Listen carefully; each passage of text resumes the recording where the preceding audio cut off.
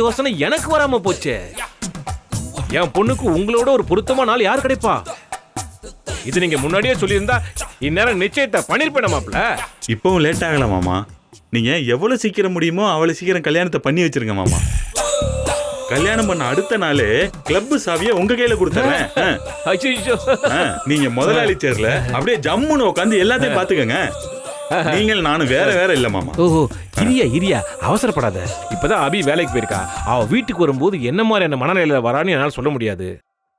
கொஞ்ச நாள் பொறுத்துக்க.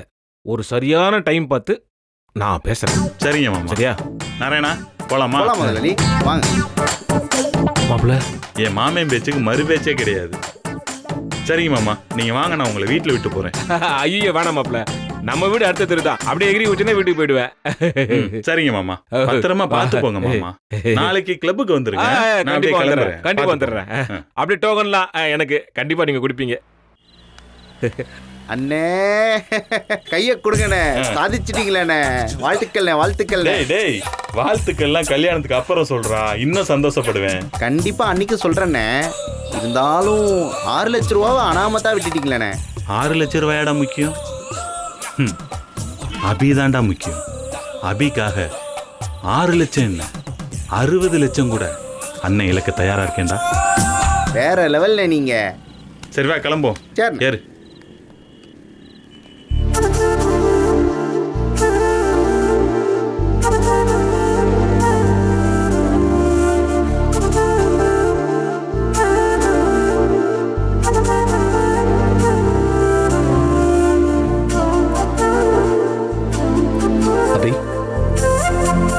நீங்க பதட்டமாவே இருக்கீங்க?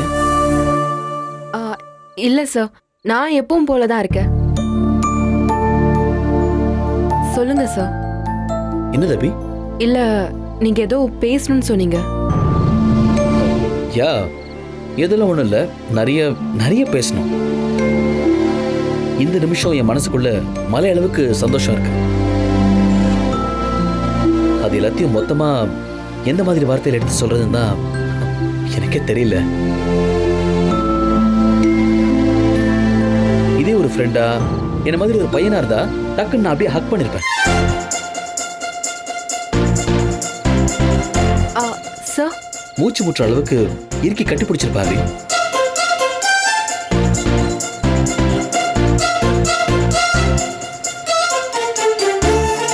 என் மனசுல இருக்கிற எல்லா சந்தோஷத்தையும் நான் அப்படியே மொத்தமா காட்டியிருப்பேன்.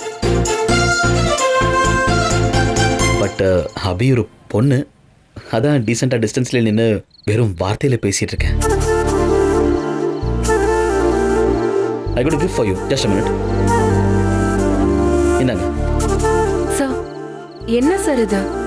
அபி, இன்னைக்கு உங்க டிசைனை பார்த்து என்னோட ஃப்ரெண்டு நம்ம கம்பெனியோட சேர்ந்து பிசினஸ் பண்ண ஒத்துக்கிட்டாரு.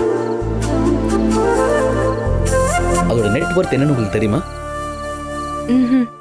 50 crores அபி. இந்த பிசினஸ் காரணமே நீங்க தான். அதான் உங்களுக்காக இந்த கிஃப்ட் வாங்கிட்டு வந்திருக்கேன். புடிங்க. சார், நான் செய்யற வேலைக்கு தான் நீங்க சம்பளம் தரீங்களே, கிஃப்ட் எல்லாம் எதுக்கு சார்? நோ அபி, அது வேற இது வேற. இது என் சந்தோஷத்தை உங்களுக்கு காட்டுறதுக்கு, என் வெற்றியில உங்களுக்கு பங்கு இருக்குன்னு ஷேர் பண்றதுக்காக. புடிங்க அபி. சார், புடிங்க அபி.